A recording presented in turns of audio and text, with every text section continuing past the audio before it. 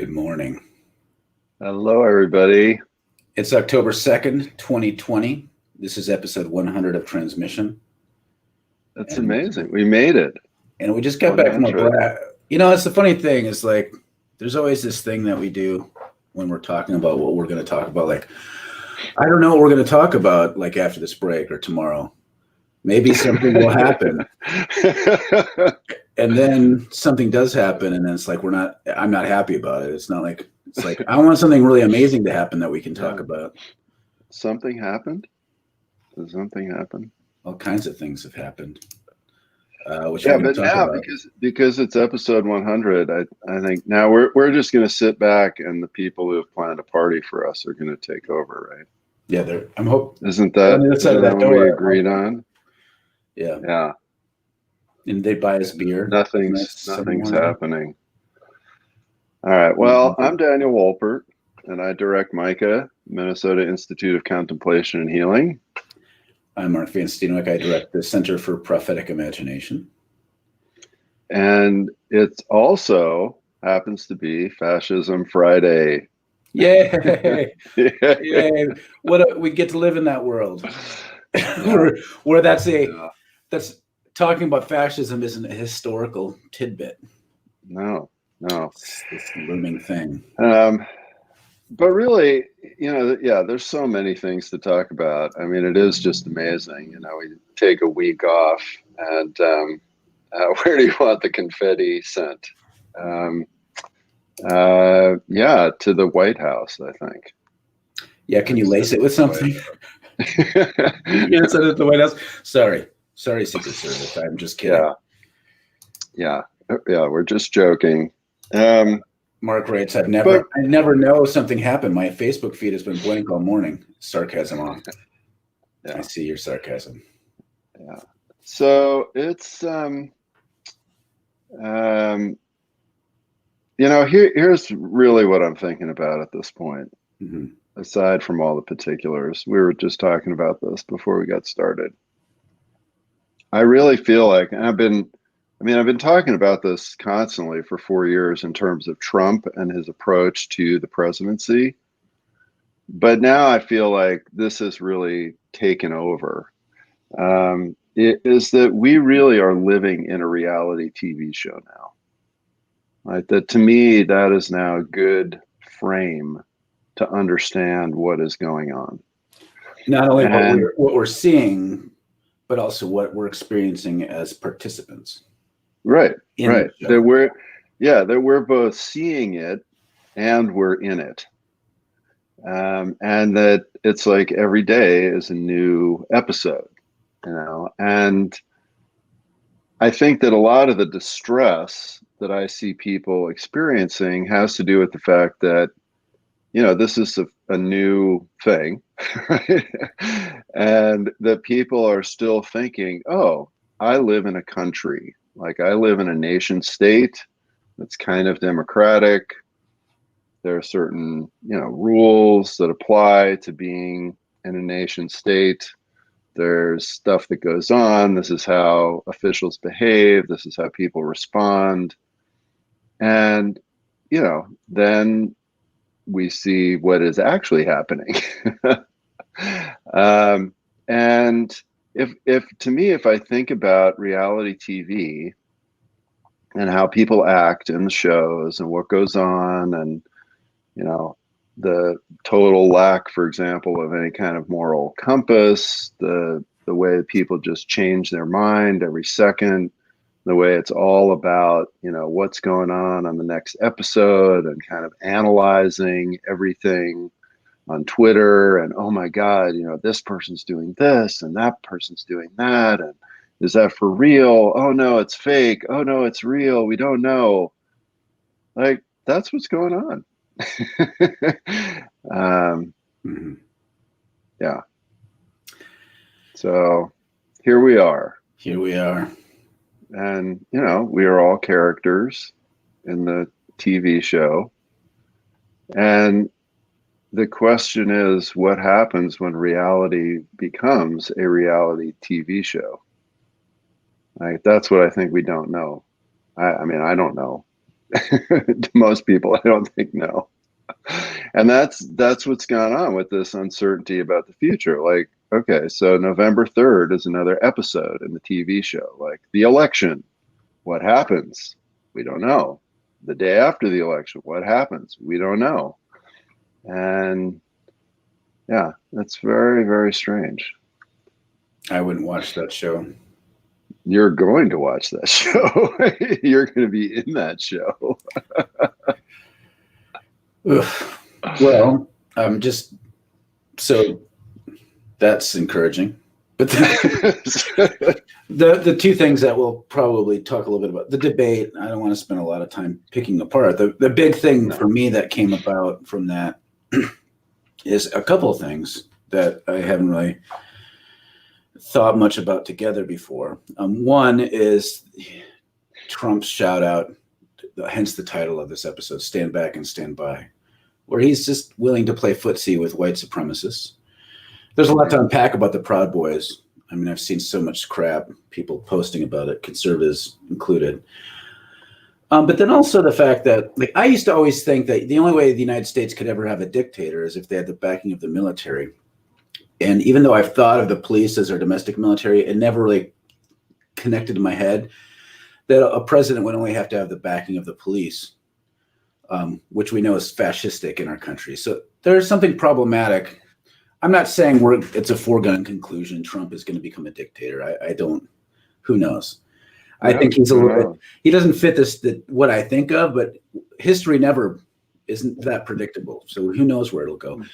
But this kind of combination of Trump, fascistic policing, which we're seeing how that looks in our society all the time now, with white supremacist or Western chauvinist, which is how they would maybe self-describe a little bit more. It's a little different. Well, that is their self-description. Yeah. Yeah, and to me, like, that's kind of the sleight of hand. We're not white supremacists. We're Western civilization supremacists. Right. But that alliance of those three forces, that has always kind of been there, but the fact that it's intensifying is problematic. And so that's kind of the nugget of the discussion today of that, what that looks like, and maybe a little bit more explaining who the Proud Boys are. And like one of the questions here's, and then I'll get to some of the other comments. Yeah, we got a few comments. Yeah, and keep them coming, folks. It's always better when you guys decide how we talk. Yes. We just go off and stuff. We were talking about robot birds and reality television. Robot birds. And, whatever. Anarchism. Jim writes, how serious a threat are the Proud Boys? It seems that groups have become even more open and emboldened. Any surprises here? What should we do? I don't know what we should do, but I don't know if the Proud Boys specifically are a big threat, as much as they symbolize a growing threat. Like, it's not like they're the only armed, Western chauvinist groups. Yeah.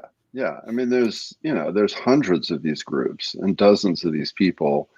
Now, of course, the flip side of this is, I was just talking with somebody else about this earlier today. I mean, Trump will throw these guys under the bus in a second, right? That's this mirrored reality TV reality, is that we keep thinking like, okay, if Trump says something and supports these people, like, this is a stand. He's taken a stand. He agrees with these people. He supports these people. No, that's not true. He's using these people.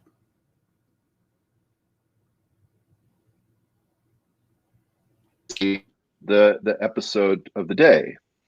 And if tomorrow it's better to have, the Marines arrest all the Proud Boys, like, he would do that if that serves his purpose of staying in power. No, part of the disturbing thing for me isn't, like, in some ways, Trump is a uniquely bad problem in the history of the United States. But it's also true that Trump is a symptom of a simmering underneath the surface problem. And I think, to me, the thing that I'm most terrified of is, like, Trump isn't an ideological fascist at all. He's a narcissist who is using fascistic things to build a base. Now, to me, that distinction is almost entirely irrelevant. If he uses fascistic people to gain power, then you're functionally fascistic. Now, what to me terrifies me a little bit is him ripping open this sort of festering sore in American society that's been under the surface and now becomes infected, and then creates this base that someone else can, who's more capable, can step into and seize upon. Like that's one of the things I'm worried about. But who knows how this will go? But right now he's fanning this stuff into flame, and it isn't the Proud Boys that worry me. It's the fact that people, so many conservative friends who will post, their leader is a Latino. They can't be white supremacists. Now, and I've written about this and stuff, but like there's so much wrong with that sort of assumption, as though somehow only white people can feed into white supremacy. Blah, blah, blah, blah. But to me, what they do is they talk about Western chauvinism. In other words, if you're a person of color who knows their place and advances their agenda, you can be included. Now, the difference between that and standard conservative thinking is incredibly blurry. And so what you'll have happening is what you have happening with the police now. The police can go in and murder anyone, and people will side with them. Now, if you have Proud Boys increasingly engaging in violence and the police aren't really doing much about it, and you have a populace, American populace that thinks, well, someone needs to do something about these problems of Marxism and Antifa, then basically you only need, the tip of the spear doesn't have to be large, because there's enough thrust behind the spear of like people who generally are sympathetic to create problems. That's what's happened in every society, where dictators hardly ever come about because of 51% of the population believing them. No, it always starts small. And they just and all you really have to do, and we're seeing this in Minneapolis so clearly. All you have to do is undermine people's sense of safety. Yes, that's all you have to do. I have it on pretty good authority from folks who I know who are very well connected that a lot of the violence in Minneapolis recently is the result of the police actually talking to folks who they know who are in these gangs, who are basically saying, you can do whatever you want, we're not going to arrest you. And so then it's the police that unleash this violence that they then don't do anything about. And what has now happened is that you have all of these white people with property and a lot of black people who have barely nothing saying, oh my God, we need the police. We need safety. Right. And it's all these terrible folks. Right. And yes, good old Antifa. It doesn't even exist. And that's what's amazing, right? Is that you can convince people of a threat that literally does not exist. Like there literally is no organization. There's no, there's nothing, right? They're not like the Proud Boys that actually have training camps and are using the Al-Qaeda manual to figure out how to train. And, but you create this puppet monster and you then scare everybody. And then it's just very easy to take over at that point. And it's just so funny to me. Like I still talk to people like Antifa. It's just sometimes there's people who get concerned about fascism, and so they go to protests and they punch Nazis. Like that's it. Well, and that happened like once, like literally once. It happens from time to time that you have leftists will like push back against far right wing white nationalist protesters. Yeah. Which to me is like what else would you think would happen? But yeah, there's no, if you look at, if you're on the left, like the biggest leftist groups are like the DSA, which other leftists make fun of because they're too big into reform. And so they have meetings upon meetings where hardly anything happens. It's like every other political group. You have the IWW, which is almost shattered into a million pieces right now and not doing hardly anything. And then you have like small little fringe leftist pockets here and there that aren't organized for shit. Like there's not, and then Marxism, like, yeah, there's a communist party. There's a couple of them. They're not very huge. They don't really do, like, there's no big organized left. It's not, we're not like the Philippines where you have like gorillas in the mountains. Like, it's not like that at all here. So this No, idea, no. but it's such a powerful vision Yeah. that gets to be And so, to bring up this fear again. It's like the same with the police. Like we need to ratchet up the fear, and so then basically anything that is done to squelch Antifa and the far left is justifiable. right. And so, for example, and this is the thing, I don't think that people don't think crazy enough, right? And so that's why then people are surprised. So, I mean, all you would need to do on election day is have 100 anonymous bomb threats called into random polling places around the country. And, by whoever, and it could be that somebody in the administration calls up some of these folks and say, hey, just do this. And they'd be happy to do it. Right. And that would be pretty much all you would need to do to have the justification for declaring martial law and saying, oh, see, we can't have the election. It's too dangerous. And then we blame it on the leftists. And Antifa bomb threats. Yeah. And then the whole thing descends into chaos and unravels. And so again, when you say how dangerous is a group is not dangerous, right? What's dangerous is this wider mechanism that's going on. And that's what the problem is. And so we've got a ton of comments. We should stop talking, Mark. We'll get to our comments. I'll say something for 10 seconds. And the problem is, it's not just conservatives. It's just what happens. We'll see with liberals is, you're right. Antifa is as big a threat as white nationalists. And so then with these bomb threat scenario you talked about, there'll still be liberals saying like, it's bad that this happened, but Antifa is a threat. That's what's happening now. People are seeing the threat. Gus writes, just to put a smiley face, and this has been activists in Philadelphia have some exciting stuff happening around the fight for housing. It's blown up in last week. It hasn't been getting enough attention. No. And then later he apologizes for saying something nice. Sorry, no, good news is off brand. It's just reality. Good news is off brand for reality, unfortunately. Right. But that's one of the most exciting things about this, and it's still just very nascent, but some of the best organizing I've seen in recent months has been from homeless communities. Mm-hmm. People, I think there's a potential there for great movements, which is not what people would expect. It's not coming from like leftists going and doing some trainings. It's people experiencing homelessness and doing encampments, and people starting to like think about, well, why is this and how do we organize around this? That's exciting. Take over shopping malls. That's what I think we should do, really. I'm okay with anything that diminishes the shopping capacity of shopping malls. CK writes, it's more like a dystopian B movie than a reality television show. Those aren't mutually exclusive. Right. Those aren't mutually exclusive. And see, the thing about the reality TV show as a model, right, is that there are more episodes. There's always more episodes. It never ends, right? Which is what I think we're seeing. Jim suggests Jerry Springer for president. Yeah, sure. I mean, millennials right now don't know who you're talking about. Right. But yeah, I mean, some equivalent of that. Now, we kind of almost have that, but we definitely can now up our game.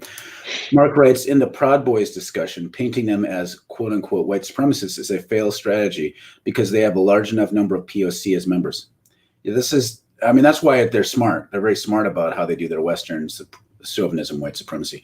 Similarly, there's nothing in their formal language that indicates racial supremacy. What they need to be called to account for is their sexism and toxic masculinity. That may be true, that they need to be calling that too, but like part of the problem is we need to be able to talk about it is white supremacy. It's white supremacy. The problem is like, I honestly used to think this way. I honestly was a Western chauvinist who kind of knew deep inside I was kind of a white supremacist, but just knew that wasn't okay. And I did all sorts of, never did anything violent, but I remember, one of the worst things I did at a science camp is I didn't know better. I was a sponge of my society. And there was a Jewish girl in my science camp, and I called her a Christ killer because I thought that's what it was. That's so fucking white supremacist. It's not even funny. And I'm only telling you this not because I think there's anything cute about that anecdote, but I was entirely normal. Right. White supremacy is very normal. We just don't call it that. Yeah. You know, and I do think that that's the other thing that is going on here, which is why I do always like to take the focus off of Trump. I mean, I feel like what is being revealed, and going back to our origins, you know, this is episode 100, so let's go back to our origins. I mean, when we started so long ago, I can't even remember. When we started this, we were talking about the pandemic as the great revealer, right? That it was apocalyptic. Yes. And I really feel that this is yet another time when the demonic force of white supremacy as a founding principle in this nation is coming to the surface. You know, you just use that analogy of a boil erupting and getting infected. It's coming to the surface. We're seeing it. And we've had these various chances in our history to really deal with this and to really say, yeah, this is wrong and bad, and white people are going to give this up. And we're going to try to do a new thing. And it always loses, right? It always loses. And, you know, after the Civil War, we tried Reconstruction, and then that got steamrolled. You know, at various times we've tried this, and it always gets steamrolled. And I think that's just what we're seeing again. And I feel like at some point, because of the level of number of people and power or technology or whatever, it's like either we have to deal with this or we are going to completely fall apart. Because we can't keep having a functional society, especially in a pluralistic world, that is based upon the fact that there's this idea that some people are human and everybody else is not. That's just not acceptable. It's not human. And that's really, I think, what the struggle is about right now. Well, the part of the problem is hardly anyone actually thinks, oh, that person over there is less human. We won't say that categorically because we know better than that language, but we will still have this way of counting someone as lesser than or more childlike, who needs to be shepherded by, we might not say we're a master race, but we will say Western culture is unique in its contributions to the world. And that those who do not follow in line with the enlightened thinking that we offer need to be taken either by force or by persuasion to join democracy. Like we'll say that kind of thing. And that is still, it's the same. It's just a different language. The same. Yeah. Or we'll say, you know, those people don't have enough character, you know, or acting like animals. Yeah. They're acting like animals, you know, I don't know. All right. Comments. Got to get back to all your awesome comments. Yeah, Suri's right. It's revealing that we, America, are collapsing, and it's not collapsing without a fight. And it's not even like I'm a far leftist. I would love the idea of America collapsing in a good way, where it's giving way to new, better possibilities. But this sort of collapse we're talking about a collapse into basically warlord conservatism, pretty much. Well, but the thing about collapsing and chaos is you never know what the outcome is going to be. That's the definition of collapse and chaos. And so you can't control and have a good collapse versus a bad collapse. You can have groups that are better prepared, but right now the best organized groups in the country are right wing. Yeah. And this is part of the thing that the left needs to take account for, is like, what's becoming very clear more and more is that, you know, decades of internal fights over which wording is the most woke is not helpful right now. Because, yeah, we're facing groups that are extremely well organized, and you know, we are not. So, all right, keep rolling. Kathleen writes, I'm in the show. I already lost a daughter to COVID. Now my father-in-law in Wisconsin is dying. My husband will go even though people there, like here, ignore the epidemic because of Trump. I always thought he might kill us, but I thought it would be through nuclear war. Yeah. That's discouraging. It is. It's so sad. It's so sad. CK writes, how do we deal with the Trump base after Trump, like Barr, police, Proud Boys, etc.? Yeah, well, we're going to find out. I mean, I do think that one of the things about sort of demonic possession and this pall being cast over large amounts of folks is that, you know, when the demon is exorcised, a lot of people on the fringe sort of spontaneously like wake up, right? And, you know, and you see this has been depicted in different movies and stuff, and you know, when the leader dies, like all these people kind of wake up and go, "Oh my gosh, you know, what happened to me?" And so I do think that is that is a real possibility here. I mean, you know, you can get whipped up into a frenzy, into this real dissociated, hysterical kind of state. And when the whipping up stops, you kind of come back to your senses to some degree.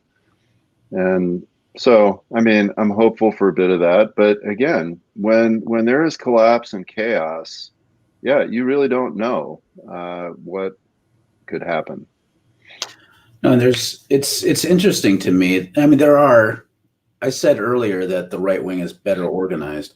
I think that's largely true, but I don't want to diminish the fact that Poor People's Campaign, there's local homeless organizing, Black Lives Matter, different groups of the DSA. Like those are all real things. Yeah. Right now, there's not a lot of power, partly because the right-wing neo-fascist groups have a direct pipeline to the conservative power base, whereas the Democratic Party is just really trying to maintain an old status quo that is untenable. And so there's there's not a lot of infrastructure but we've seen in the past is, again, like you've said, and I've said, that we don't know how it can go. These things could spark and grow and become beautiful things like movements. But it's a time for us to not lose sight of what's possible, and to keep, even though we don't know where things are going to go, we can still prepare for the future we want to see. That's well, and for example, you know, yeah, and you know, on the sort of hopeful, weird future side things, right? This whole idea of like, you know, the West Coast just declaring itself a country, you know, New England declaring itself a country, right? I mean, we saw some of the nascent suggestions of that in the way those areas dealt with COVID, and just said, you know, we're going to form little regional coalitions to figure out how to deal with the virus.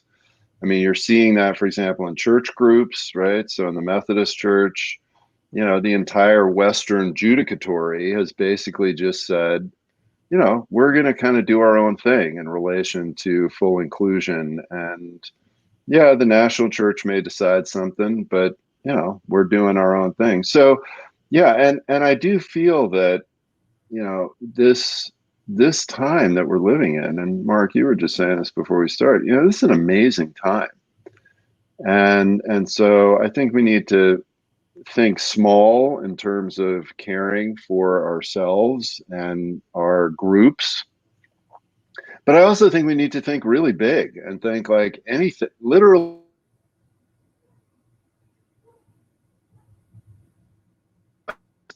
Point, which, you know, there aren't a lot of times when that's true. Getting to the comment, all right, still coming in. We're almost at the end, so we're going to try to race through these. Mark writes, some of those who work horses are the same who burn crosses. The police know which groups to contact to bring violence against protesters because they belong to the violent groups themselves. Yeah, exactly. Sarah's right. True. It is to keep in mind that 45 getting the virus and surviving already fits that white supremacist brain and narrative. In fact, anything that he does and happens to him will find its way to fit the narrative and brand by any means necessary. Yeah. Yeah, I mean, I said this when Bolsonaro got it down in Brazil. I mean, if he gets a mild case of this and recovers, uh, I mean, that is going to be so much positive publicity for him and all the COVID deniers. It's going to be terrible, frankly. And if Trump dies, there are already people saying it's a hoax or it's being caused by China or being caused by the Democrats. So then basically he'll become a martyr. And again, I don't know what that'll do. Like it could either whimper out or it could explode. Like we don't know. These things are really, anyone who says that they know where things are going to go, like revolutions never happen because someone planned them well. There's always people planning revolutions, they fail, and sometimes it hits the zeitgeist and it hits a sparking point. So there's things you can do to accelerate things, but you can't predict at all what's going to take. CK writes, when you have pockets of militia with basement kids like Rittenhouse and police, it becomes a problem for sure. Yeah. Becca writes, is Gus's organizing the bad stuff coming out of? I think is Gus organizing the quote bad stuff, but I think it's good stuff. I thought it was good stuff. But I don't think Gus is organizing it. But maybe Gus is in Portland. Yeah. So maybe he's connected. But through the robot birds, he's connected to what's happening in Philadelphia. Indeed. All right. Adam writes, we have to call it what it is. Our culture has disturbingly gone into a rabbit hole of talking around things, i.e. not speaking truth, to play the game of violent oppressors. If we're afraid of the backlash of speaking truth, we've already lost. Amen, brother. You always have good things to say, Adam. Especially at it works like honey to my ears. Ed writes, but the right-wing media is filled with Trumpism that have their claws and so many will not let go. For now, that's true, yeah. Oh, yeah. Viv writes, hi. Unfortunately, still have the option of nuclear war. Just saying. Oh, way to put a silver lining on it. You can always get more depressing. That's one of my top 3 concerns, as a lot of mental health pros have repeatedly warned. Also, overthrow of our democracy by a regime of psychopaths with the malignant narcissist at the center. Yes, all these things are unfortunately possible. And if we separate, that might lead to war. That's true. Sure. I'm hoping by the end of the comments we end on a rosy note. We'll see what happens. CK writes, we all said it can't get any worse than Bush Jr. I didn't say that because I'm deeply pessimistic. But a lot of us did, yes. Then Trump. So we know there's someone coming. Never say never. Who knows? No. It's like, what the hell is going to happen? I don't know. Ed writes, it will lead to more conspiracy theories by the right if Trump dies. That is almost certain. I can. Yes. That's a pretty solid prediction. That's a good prediction. It's one of the few predictions that I'd be like, I'll stamp on that. You know, you could bet that. Michelle writes, regarding Trump's warning in the debate. I'm not sure what that warning was.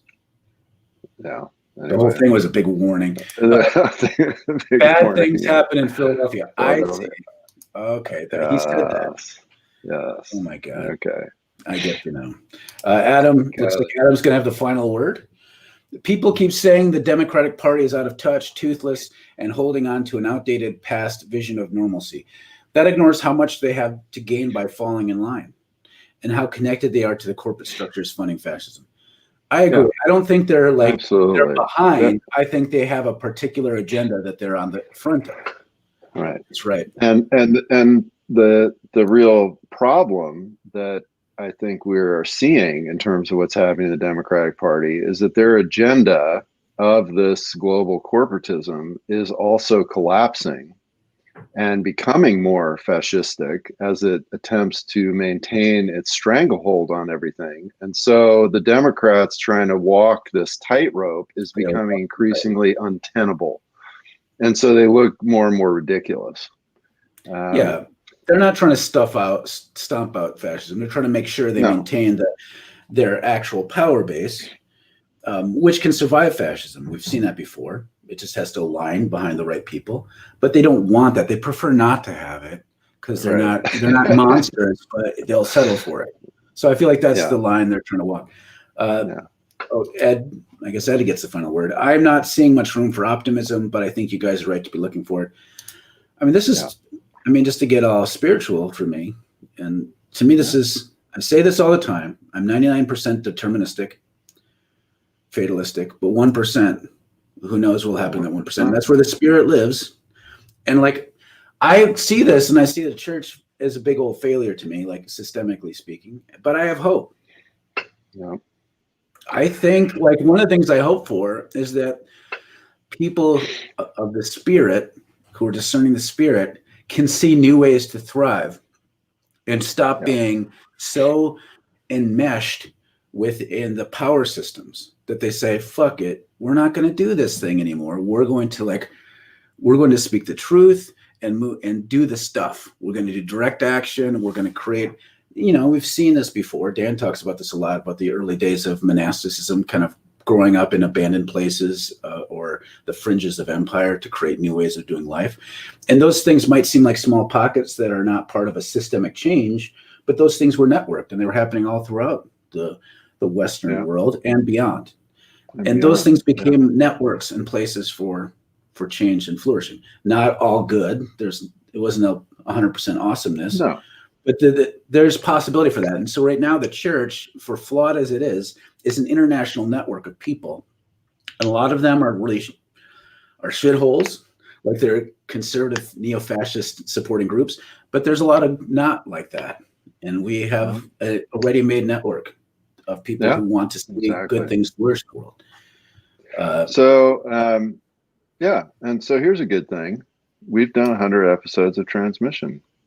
And so really appreciate all the people who've been watching and listening all this time. It's really great. And, you know, my hope for the future is that we make it to episode 200. Maybe.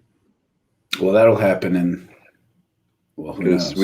Because we didn't get a party at episode 100. So just still hoping.